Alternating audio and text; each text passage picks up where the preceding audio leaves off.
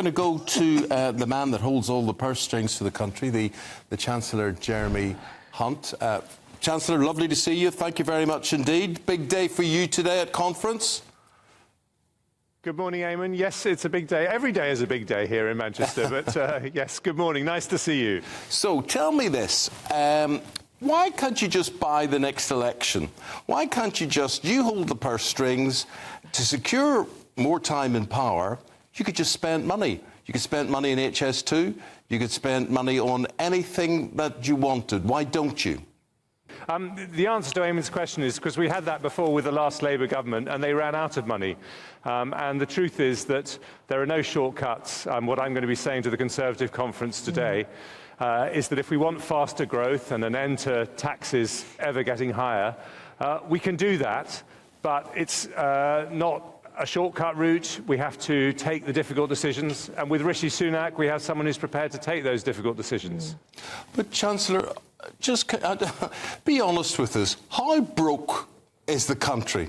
I mean, how bad is it? Well, I inherited a very difficult situation because it was straight after the pandemic, a 1970s-style energy shock. And I took very difficult decisions in the autumn statement to balance the books. So that has restored the confidence of the markets. That's why Rishi Sunak and I recognise there are no shortcuts in these situations. But as a result of that, we've started to see things really improve. Inflation has come right down. We can now see that we've recovered faster than France or Germany from the pandemic.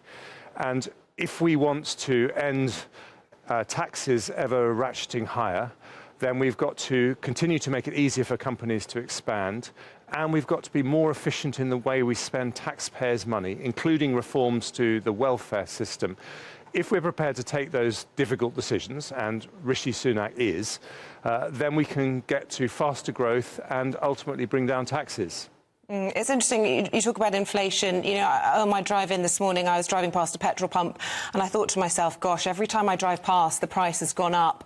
You know, that's going to have an impact on the next time we get inflation results. I wouldn't rule out perhaps seeing it creeping back up, especially as winter arrives and we see those energy bills coming back into play. So we're all very nervous about that ahead of the autumn. Sure, you are as well. But in terms of this benefit clamping down, I mean, the Express are calling it turning the screw on the workshop. I mean, that will certainly be red meat for a lot of the people at conference. But you also want to talk about an increase to the living wage. A couple of pennies, I think it is, that you're going to be announcing in the autumn statement, which brings it to around £11. I mean, is that really going to be noticeable to the electorate, who are also, as I mentioned, dealing with inflation, dealing with energy costs, dealing with rising rents, you name it? You know, what sort of impact is that going to have?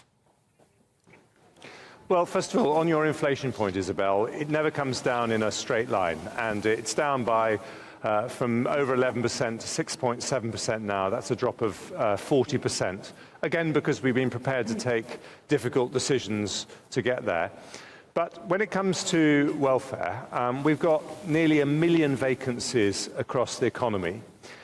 We've got 300,000 people who've been out of work for more than a year. And our message is very simple. If you do the right thing, if you take a job, and there are lots of jobs out there, then we'll back you. And that's why we are increasing the national living wage by more than 50 pence an hour. That's a pay rise for 2 million of the lowest paid people. And what that means, by the way, is that since 2010, the pay for the lowest paid has gone up by £9,000 a year. And if you're asking me, Isabel, why it is that unemployment has come down 1 million, that is the main reason. The national living wage is a very, very significant reform. But yes, if you don't want to do that, then you know the benefit system should not be there to support you for life, absent health conditions, which of course we understand some people have. Well, also adding to the challenge when it comes to the benefit system is the issues with striking in the NHS. 1 million appointments missed. We're seeing it again today with consultant doctors and junior doctors going on strike. One way of tackling the problem of trying to get people back into work would be sorting out this mess with industrial action when it comes to the NHS. Well, I agree with you. I think those strikes are completely unacceptable. They're extremely damaging to patients. It's on your watch. The government's been very reasonable. yes, and the government's been extremely reasonable in being prepared to give them a generous above-inflation pay rise, as recommended by the independent pay review bodies. So we would urge doctors to work with us to make the NHS better, and this is not the way to do it.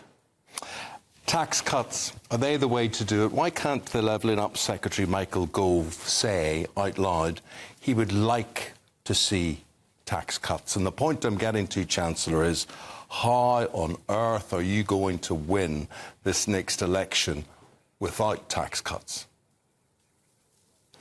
Well, the way you win elections is by making promises that people believe. And we are being very honest with people. There is no shortcut to tax cuts. We've got to be more efficient with the way we spend taxpayers' money, and I'll be talking about that today.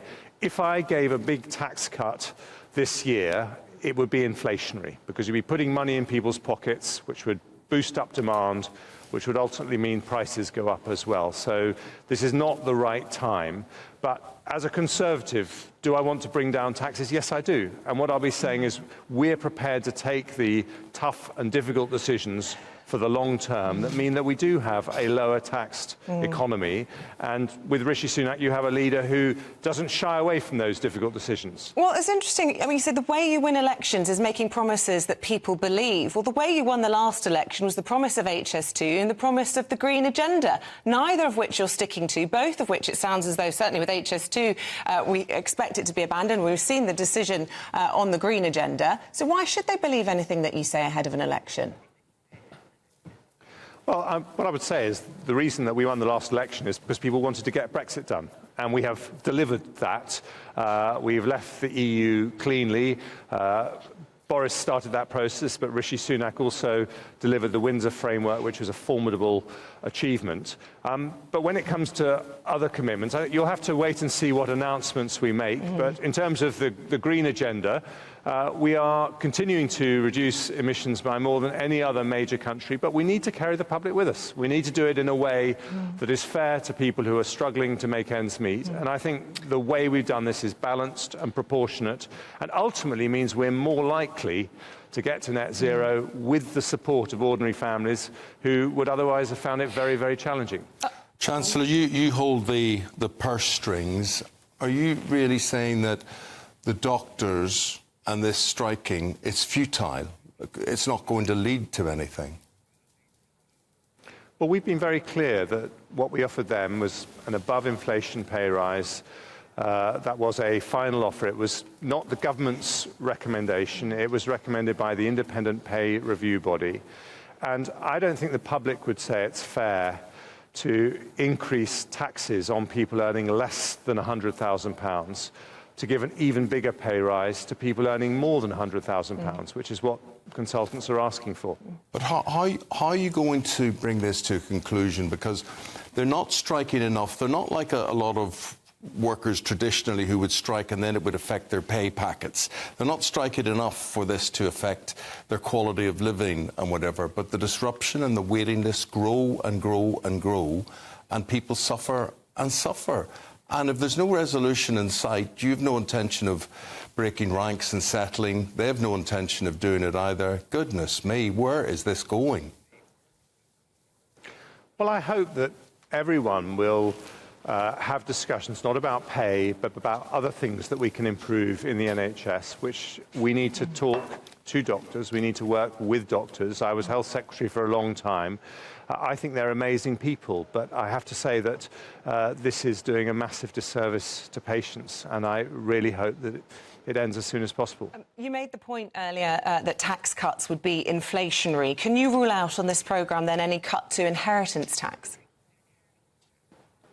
Well, I'm basically saying that I don't think it's going to be possible to do any big tax cuts on the basis, first of all, of the public finances as we see them, because our debt interest payments have gone up a lot, but also because it would compromise our battle against inflation. And as the Prime Minister said yesterday, if we halve inflation, that's not a 1p cut in income tax, that's a 5p in the pound increase in the income that ordinary families feel, and that is the fastest way that we can give help to families right now. And we do understand that, but my question was, are you going to rule out on this programme inheritance tax cuts? Because at the moment, a lot of people be thinking there's rumours doing Westminster that that's up your sleeve as a possible incentive for people to vote Conservative, but it only affects 4% of people, and the most well-off. If that's the kind of tax cuts that the Tories are going to make, it's not going to wash well.